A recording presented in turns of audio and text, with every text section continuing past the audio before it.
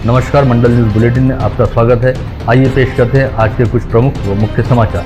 अब तक यदि आपने मंडल न्यूज़ के इस चैनल को लाइक व सब्सक्राइब नहीं किया है तो जल्द से जल्द इस चैनल को लाइक व सब्सक्राइब जरूर कर दें।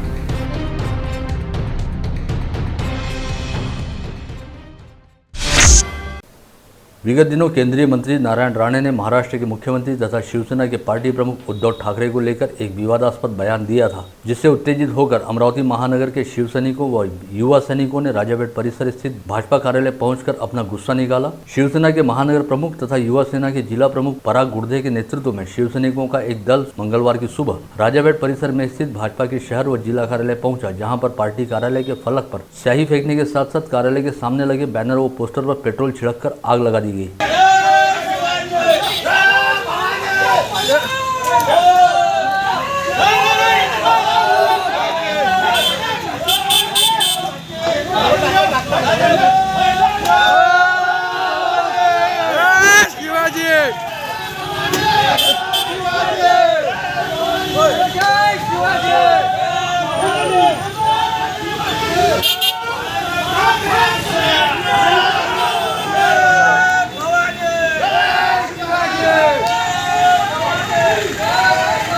अमरावती शिवसेना महानगराच्या वतीनं भाजपचा मंत्री तोंडीतोर नारायण राणे जो काल परवा उद्धव साहेबांच्या संदर्भात एकेरी भाषेत बोलला, त्याचाच निषेध म्हणून शिवसेनेच्या वतीनं आज अमरावतीत भाजपचं कार्यालय हे पेटवण्यात आलं आहे।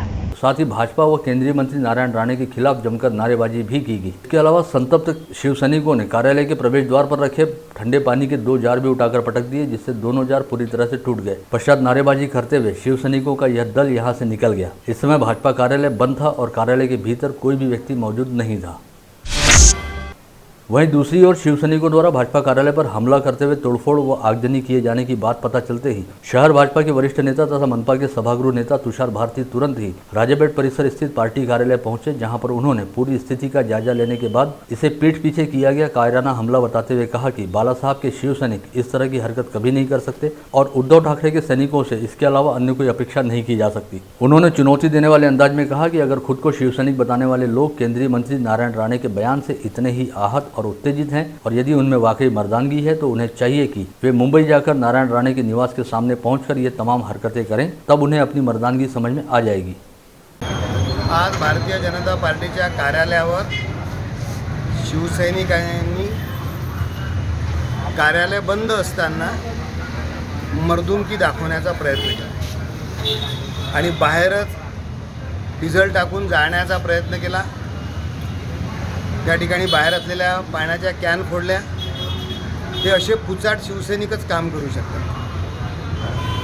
आणि राणेंचा जर निषेध करायचा असेल आणि एवढी जर हिम्मत असेल तर मुंबईला राणेसाहेब असतात त्यांच्यावर करायला पाहिजे आणि एवढी जर मर्दुमकी असेल तर आम्हाला वेळ द्या, तारीख द्या, त्या दिवशी समोरासमोर आपण करू आणि मग बॅनर फाडवू, त्या ठिकाणी गोटमार करून हे काम उद्धव ठाकरेचे शिवसैनिक करू शकतात, बाळासाहेबांचे शिवसैनिक करू शकत नाही आणि म्हणून आम्ही तीव्र शब्दात निषेध करतो।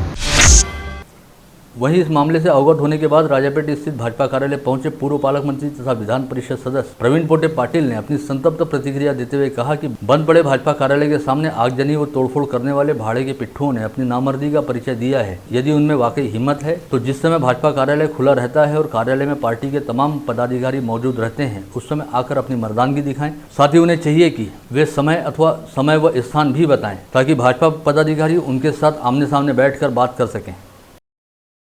आता मी त्यांना कार्यकर्ते म्हणणार नाही, परंतु काही महिन्याचे काही कार्यकर्ते आहेत की ज्यांनी आज भारतीय जनता पार्टीच्या कार्यालयामध्ये कोणी नसताना भ्याड हल्ला केला। जर हल्लाच जर करायचा होता तर आम्ही सगळे पार्टी कार्यालयात बसलो होतो तेव्हा त्यांनी यायला पाहिजे आणि हा जो हल्ला केला त्याच्यामध्ये पेट्रोल डिझेल टाकून बाजूबाजूचं जाळण्याचा प्रयत्न केला। आमचे पोस्टर जळले, भारतीय जनता पार्टीचं पोस्टर जळलं, पण बाजूला दोन्ही बाजूला गरीब माणसाची दुकान आहे की आता एक मागे आमच्याकडे फोमचं दुकान आहे। इमिजिएटली जर त्याचं पाहिलं तर इमिजिएट फार मोठ्या प्रमाणात नुकसान झालं असतं आणि शहरातल्या मध्यवस्तीमध्ये भारतीय जनता पार्टीचं कार्यालय आहे, अशा कार्यालयावर भ्याड हल्ला करणे म्हणजे हे शिवसेनेचं फार मोठं मूर्खपणाचं एक काम आहे असं मी या ठिकाणी म्हणेन. जर त्यांना हिंमत असेल तर आम्ही तुम्हाला सांगतो, आता मी या शयनात बसलेलो आहे, किंवा त्यांनी आम्हाला वेळ द्यावी.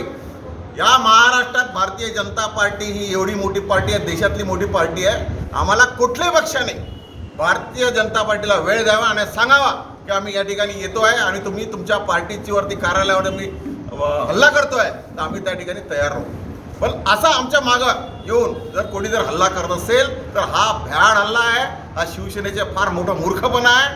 त्या शिवसेनेच्या प्रमुखांनी हे पाहिलं पाहिजे की अनेक शेतकरी, अनेक शिक्षक की ज्यांचा पगार झालेला नाही आहे, ज्या अनेक शेतकऱ्यांना मोठ्या प्रमाणामध्ये इन्शुरन्सचे पैसे मिळालेले नाही आहे, मोठ्या प्रमाणात 2 लाखाची घोषणा केली की आम्ही तुम्हाला पीक कर्ज देणार, पीक माफ कर्ज करणार, या अनेक घोषणा केल्या. त्या घोषणेवरती आपण स्वतः लक्ष घातलं पाहिजे आणि त्यांच्या कार्यकर्त्यांनी सुद्धा लक्ष घातलं पाहिजे. असं मोठ्या प्रमाणामध्ये कुठल्याही कार्यालयावर जाऊन जर हल्ले करत असेल तर हे कृत्य चांगलं नाही. भारतीय जनता पार्टीचा एक आमदार म्हणून मी निषेध करतो, भारतीय जनता पार्टीचे पूर्ण कार्यकर्ते म्हणून निषेध करतो. आम्ही या क्षणी मी कार्यकर्त्याला सांगेल की आपण संयमाने घेतलं पाहिजे, कुठेही आपण आगाऊपणा करून चालणार नाही. आपण त्याची जर अमोरासमोर जाऊ आणि अमोरासमोर त्याच्यासोबत लाठीकाठीने लढू.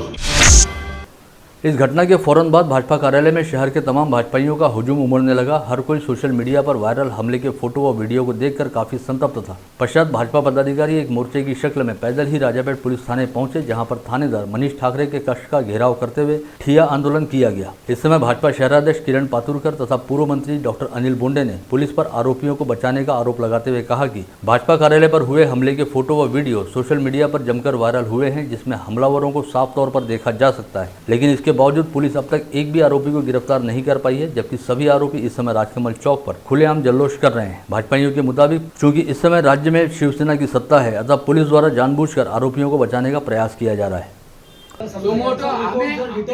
आम्ही डिटेल देऊ, तुम्हाला व्हिडिओ सगळीकडे सर्क्युलेट होऊन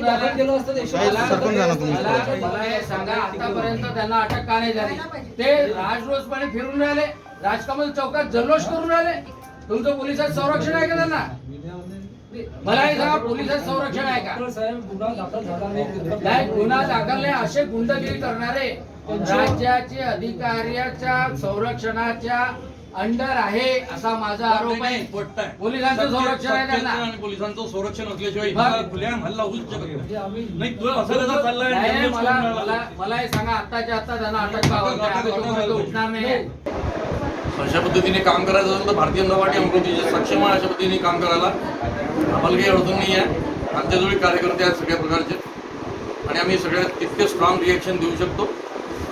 काही म्हणजे हे या पद्धतीने यांना काम करायचं असेल तर गावात राहणं मुश्किल करू. समोरील नियोजन काय आहे आपलं? आता नियोजन आता तर पहिले FIR दर्ज करतो आहे, त्याच्यानंतर आम्ही लोकशाहीवर विश्वास ठेवणारे, लोकशाही पद्धतीने काम करणारे पक्ष आहे आमचा, राष्ट्रीय पक्ष आहे. आम्हाला आमच्या जबाबदारीची जाणीव आहे आणि यांना जर उद्धव ठाकरेच्या विषयी एवढं प्रेम असेल तर नरेंद्र मोदीविषयी खरंच कोणत्या खालच्या भाषेत तो संजय राऊत लिहिते त्याच्याविषयी बोला ना म्हणा. मग तर नरेंद्र मोदीविषयी रोज बोलतात, आम्हाला रोज मारामाऱ्या करावं लागतील. त्या देवेंद्र फडणवीसविषयी काय काय बोलतात आणि काय काय लिहितात. जर का इतक्या प्रत्येक नेत्याच्या बाबतीत तुम्ही तुमची लेवल सोडली आहे संजय राऊतांनी, त्यांना सांभाळा म्हणा पहिले आणि मग ते नारायण राणे भाजपच्या विषयी बोला. नरेंद्र मोदी और देवेंद्र फडणवीस बोलना बंद करा बना पहले। जिस वक्त भाजपा के कई पदाधिकारी राजापेट थाने के भीतर थानेदार मनीष ठाकरे का घेराव कर रहे थे, ठीक उसी वक्त कई भाजपा पदाधिकारियों और कार्यकर्ताओं ने राजापेट थाने के ठीक सामने एक पुतला लाकर उसे बीच सड़क पर आग लगा दी। इस पुतले पर सीएम उद्धव ठाकरे की फोटो लगी हुई थी और पुतला जलाते समय भाजपाइयों द्वारा उस पर जमकर चप्पल जूते बरसाए गए। साथ ही भाजपाइयों द्वारा सीएम उद्धव ठाकरे एवं शिवसेना के खिलाफ जमकर नारेबाजी। या महाराष्ट्राच्या या उद्धव ठाकरेची हे जे शिवसेना आहे, हे शिवसेना नसून हे लाचार सेना आहे, ही डरपोक सेना आहे। म्हणजे ज्यावेळी भाजप कार्यालयामध्ये एकही कार्यकर्ता एकही पदाधिकारी उपस्थित नव्हता, त्यावेळी ज्या वेळेला भाजप कार्यालयाला कुलूप लागलेलं होतं, त्यावेळेला हे असे डरपोक कार्यकर्ते येऊन भाजप कार्यालयाची तोडफोड केली। हे उद्धव ठाकरेची शिवसेना हे डरपोक सेना आहे। मी या त्यांचा जो कृत्य केला गेला आहे त्याचा जाहीर निषेध करतो आणि या शिवसेनेच्या लोकांना आणि याचे एवढे गुंड प्रवृत्तीचे लोक आहेत त्यांना आवाहन करतो, जर का भिडाचं अमोरासमोर भिडा याचा भाजपा की ओर से शहराध्यक्ष किरण पातुरकर द्वारा दर्ज कराई गई शिकायत के आधार पर राजापेट थाना पुलिस ने शिवसेना के महानगर प्रमुख व युवा सेना जिला प्रमुख पराग गुर्दे, जिला प्रमुख श्याम धाने व सुनील राउत तथा वैभव मोहोकर, विवेक पवार, चेतन काले व सचिन ठाकरे सहित अन्य करीब 15 लोगों के खिलाफ विविध धाराओं के तहत अपराध दर्ज किया है। इसके साथ ही अब आरोपियों की खोजबीन शुरू कर दी गई है। वहीं दूसरी ओर शिवसेना के जिला प्रमुख सुनील खराटे ने कोतवाली थाना पहुंचकर सीएम उद्धव ठाकरे को लेकर विवादास्पद बयान देने वाले केंद्रीय मंत्री नारायण राणे के खिलाफ फौजदारी कार्रवाई करने हेतु शिकायत दर्ज कराई। इस शिकायत में कहा गया कि केंद्रीय मंत्री नारायण राणे द्वारा भाजपा की ओर से निकाली गई जन आशीर्वाद यात्रा के दौरान सीएम उद्धव ठाकरे के लिए बेहद असंसदीय शब्दों का प्रयोग किया है। ऐसे में उनके खिलाफ जन भावनाओं को आहत करने, कानून व व्यवस्था की स्थिति को बिगाड़ने एवं मारपीट की धमकी देने का मामला दर्ज किया जाए। इसके साथ ही भाजपा कार्यालय के सामने आंदोलन करने वाले शिवसेना के जिला प्रमुख, शिवसेना के महानगर प्रमुख तथा युवा सेना के जिला प्रमुख पराग गुर्दे ने कहा कि हमेशा ही शिवसेना को लेकर अनाप शनाप बयान देने वाले नारायण राणे को भाजपा द्वारा अपने कोटे से भाजपा द्वारा केंद्र सरकार में मंत्री बनाया गया है और मंत्री बनने के बाद नारायण राणे द्वारा और भी अधिक उलूल जुलूल बयान दिए जा रहे हैं, जिसे कदापि बर्दाश्त नहीं किया जाएगा। ऐसा करने वालों को शिवसेना स्टाइल में ही सबक सिखाया जाएगा। पराग गुर्दे ने यह भी कहा कि अब शिवसेना द्वारा भाजपा पदाधिकारियों के साथ सड़क पर आर पार की लड़ाई लड़ी जाएगी और जहां जहां भाजपा पदाधिकारी मिलेंगे उन्हें वहीं पर मारपीट कर सबक सिखाया जाएगा। भाजप आता शिवसेना मुख्यमंत्री उद्धवसाहेब ठाकरे मुख्यमंत्री होते म्हणून आजपर्यंत शिवसेना संयमानं घेत होती, पण आता इथून संयम बंद झाला। आता भाजपच्या कार्यकर्त्या लोकांसोबत, पदाधिकाऱ्यांसोबत आणि भाजपच्या अशा मुजोर नालायक मंत्र्यांसोबत शिवसेनेचा थेट रस्त्यावर संघर्ष राहील। आता जिथं दिसतील तिथं त्यांना बदलल्या जात जाईल, एवढं या भाजपवाल्यांनी आता समजून घ्यावं। इस समय शिवसेना के जिला प्रमुख सुनील खराटे ने पूरे मामले पर अपनी प्रतिक्रिया देते हुए कहा कि शिवसेना प्रमुख स्वर्गीय बालासाहेब ठाकरे एवं शिवसेना के दम पर नारायण राणे ने राजनीति के क्षेत्र में अपनी पहचान और अस्तित्व का निर्माण किया। इसके बावजूद वे ठाकरे परिवार के सदस्यों को लेकर बेहद निम्न स्तर पर विवादास्पद टिप्पणियां करते हैं, जो बड़े संवैधानिक पद पर रहने वाले किसी भी व्यक्ति को शोभा नहीं देता। उद्धव ठाकरे शिवसेना के पार्टी प्रमुख रहने के साथ साथ महाराष्ट्र के मुख्यमंत्री भी हैं और यदि कोई व्यक्ति उनका अपमान करता है तो इसे पूरे महाराष्ट्र का अपमान माना जाना चाहिए। अतः नारायण राणे ने पूरे महाराष्ट्र की जनता से माफी मांगनी चाहिए। साथ ही भाजपा नेताओं ने नारायण राणे को तुरंत ही केंद्रीय मंत्रिमंडल से बाहर निकालना चाहिए। इसके अलावा युवा सेना के जिला प्रमुख प्रकाश मारोटकर ने भी केंद्रीय मंत्री नारायण राणे के खिलाफ राज्य के पुलिस महासंचालक से शिकायत की है, जिसमें कहा गया है कि केंद्रीय मंत्री नारायण राणे राज्य की शांति एवं व्यवस्था को बिगाड़ने का काम कर रहे हैं। उधर मंगलवार की सुबह भाजपा कार्यालय पर हुए हंगामे की जानकारी मिलते ही पुलिस उपायुक्त शशिकांत सातव, सहायक पुलिस आयुक्त भारत गायकवाड़ तथा राजापेट पुलिस स्टेशन के थानेदार पीआई मनीष ठाकरे तुरंत दलबल सहित भाजपा कार्यालय पहुंचे। इस समय तक क्यूआरटी पथक भी मौके पर पहुंच चुका था। डीसीपी सातव ने मौके की नजाकत को भांपते हुए तुरंत ही क्यूआरटी पथक को भाजपा कार्यालय से कुछ ही दूरी पर स्थित शिवसेना कार्यालय के आसपास तैनात कर दिया, ताकि किसी भी तरह के तनाव एवं टकराव को टाला जा सके। संत गाडगे बाबा अमरावती विद्यापीठ के नए कुलगुरु के चयन हेतु आगामी 28 व 29 अगस्त को इस पद हेतु पात्र 20 उम्मीदवारों को साक्षात्कार हेतु बुलाया गया है। पश्चात 5 उम्मीदवारों का चयन करते हुए उनके नाम राज्यपाल भगत सिंह कोश्यारी के पास भेजे जाएंगे, जिसके बाद सितंबर माह के पहले सप्ताह में नए कुलगुरु का नाम तय होगा, ऐसा माना जा रहा है। संत गाडगे बाबा अमरावती विद्यापीठ में नए कुलगुरु का चयन करने हेतु एक समिति का गठन किया गया, जिसके द्वारा कुलगुरु पद हेतु पात्र उम्मीदवारों से ऑनलाइन आवेदन मंगाए गए थे और करीब 120 उम्मीदवारों ने अपने ऑनलाइन आवेदन पेश किए थे। पश्चात समिति ने सभी आवेदनों की पड़ताल करते हुए 20 उम्मीदवारों को साक्षात्कार हेतु पात्र माना, जिन्हें आगामी 28 व 29 अगस्त को साक्षात्कार के लिए बुलाया गया है। इसके बाद समिति द्वारा 5 उम्मीदवारों की अंतिम सूची तैयार करते हुए इसे विद्यापीठ के कुलपति व राज्य के राज्यपाल भगत सिंह कोश्यारी के पास भेजा जाएगा और राज्यपाल कोश्यारी द्वारा इन 5 में से किसी एक नाम का चयन करते हुए नए कुलगुरु की नियुक्ति को लेकर घोषणा की जाएगी। पता चला है कि समिति द्वारा जिन 20 पात्र उम्मीदवारों को साक्षात्कार हेतु बुलाया गया है, उनमें से कई उम्मीदवार अन्य राज्यों से वास्ता रखते हैं तथा उनकी शैक्षणिक योग्यता व दावेदारी भी बेहद सशक्त है। ऐसे में साक्षात्कार पश्चात समिति द्वारा चुने जाने वाले 5 नामों में इन परप्रांतीय उम्मीदवारों का भी समावेश रह सकता है और यदि इनमें से किसी एक को राज्यपाल कोश्यारी द्वारा कुलगुरु पद के लिए चुना जाता है तो लंबे समय बाद संत गाडगे बाबा अमरावती विद्यापीठ के कुलगुरु पद पर किसी अन्य राज्य से वास्ता रखने वाले व्यक्ति की नियुक्ति होती दिखाई दे सकती है। विगत 13 अगस्त को जिला मध्यवर्ती सहकारी बैंक के चुनाव हेतु अंतिम मतदाता सूची प्रकाशित की गई, जिसके बाद इस बैंक के चुनाव की प्रक्रिया से संबंधित अन्य सभी आवश्यक कामों को राज्य सहकारी निर्वाचन प्राधिकरण द्वारा पूरा किया जा रहा है। इसी के तहत प्राधिकरण द्वारा जिला बैंक की चुनावी प्रक्रिया को पूर्ण करने हेतु निर्वाचन निर्णय अधिकारी तथा सहायक निर्वाचन निर्णय अधिकारियों की नियुक्ति की गई है, जिसमें निर्वाचन निर्णय अधिकारी के तौर पर अमरावती के प्रादेशिक शक्कर उपसंचालक डॉक्टर महेंद्र चौहान को निर्वाचन निर्णय अधिकारी के रूप में चुना गया है। साथ ही सहायक निर्वाचन निर्णय अधिकारी के तौर पर जिला उपनिबंधक निबंधक कार्यालय के सहायक निबंधक भालचंद्र पारिसे व सहायक निबंधक स्वाति गुर्दे की नियुक्ति की गई है। इन तीनों अधिकारियों की नियुक्ति के साथ साथ राज्य सहकारी निर्वाचन प्राधिकरण द्वारा निर्वाचन प्रक्रिया एवं चुनावी खर्च को लेकर भी आवश्यक दिशा निर्देश जारी किए गए हैं। राज्य सरकार के आदेशानुसार अमरावती जिले में 3 माह पहले 46,409 लोगों की HIV टेस्ट की गई, जिनमें 28,975 पुरुषों सहित 17,434 गर्भवती महिलाओं का समावेश रहा। इसमें से 31 लोगों की HIV टेस्ट रिपोर्ट पॉजिटिव आई है। राज्य सरकार ने 23,228 पुरुषों व 15,863 गर्भवती महिलाओं की HIV टेस्ट का लक्ष्य तय किया था, जिसे पूरा करने के साथ ही अमरावती जिला राज्य स्तरीय मूल्यांकन में सबसे अव्वल स्थान पर है। अमरावती मनपा क्षेत्र में पांव पसार रही डेंगू व चिकनगुनिया की समस्या के साथ साथ सफाई एवं मूलभूत सुविधाओं के अभाव को लेकर बडनेरा निर्वाचन क्षेत्र के विधायक रवि राणा मंगलवार की दोपहर मनपा कार्यालय पहुंचे, जहां पर उन्होंने एक समीक्षा बैठक में हिस्सा लेते हुए निगमायुक्त प्रशांत रोडे के साथ अन्य कई विषयों को लेकर भी चर्चा की। साथ ही मनपा के अधिकारियों को आवश्यक दिशा निर्देश भी जारी किए। विगत 17 अगस्त को अमरावती महानगरपालिका की आम सभा जारी रहने के दौरान सदन के भीतर घुसकर हंगामा मचाने के मामले में नामजद किए गए युवा स्वाभिमान पार्टी के पराग चिमोटे, गणेश मरोड़कर व सचिन भिंडे द्वारा अग्रिम जमानत मिलने हेतु स्थानीय अदालत में दायर की गई याचिका को सुनवाई पश्चात अदालत द्वारा खारिज कर दिया गया है। ऐसे में सिटी कोतवाली थाना पुलिस युवा स्वाभिमान के तीनों पदाधिकारियों को कभी भी गिरफ्तार कर सकती है और पुलिस द्वारा इन तीनों पदाधिकारियों की खोजबीन शुरू कर दी गई है।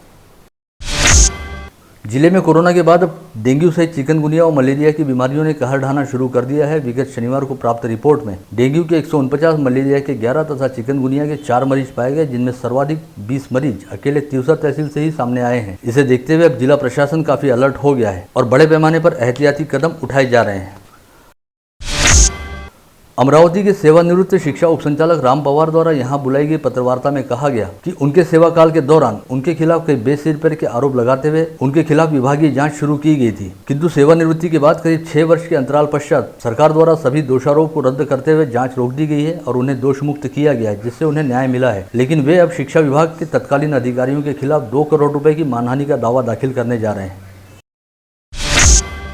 बडनेरा में साकार होने जा रहे रेलवे वैगन कारखाने के काम का जिम्मा प्रेमको रेल इंजीनियर्स लिमिटेड नामक कंपनी को दिया गया है, जिसके बारे में यहां काम करने वाले कामगारों एवं कर्मचारियों द्वारा आरोप लगाया गया है कि कंपनी की ओर से फैक्ट्री में काम करने वाले लोगों का शोषण किया जा रहा है और इस समय उनका 3 माह का वेतन बकाया है। साथ ही कंपनी के खिलाफ आवाज उठाने वाले व्यक्ति को बडनेरा से कोलकाता तबादले पर भेजने की कार्रवाई की जा रही है और जो व्यक्ति तबादले पर जाने से इनकार करता है उसे काम से निकाल देने की धमकी दी जा रही है। तबादले पर भेजते समय कोई वेतन वृद्धि या अन्य सुविधा तो देना दूर, बल्कि मौजूदा वेतन की तुलना में कम वेतन पर मजदूरों व कर्मचारियों को बडनेरा से कोलकाता भेजा जा रहा है। यह सीधे सीधे कंपनी की मनमानी और ज्यादती है। रेल वैगन फैक्ट्री में काम करने वाले कामगारों व श्रमिकों द्वारा अपनी व्यथा सुनाए जाने के बाद मनपा के नेता प्रतिपक्ष तुषार भारती ने इस विषय को लेकर केंद्रीय रेलवे राज्य मंत्री राव साहब दानवे को पत्र लिखकर उन्हें पूरे मामले से अवगत कराया है और प्रेमको रेल इंजीनियर्स लिमिटेड के खिलाफ आवश्यक कार्रवाई करने की मांग की है। वहीं इस मामले को लेकर केंद्रीय श्रम व रोजगार मंत्रालय के पास भी शिकायत दर्ज कराई गई है।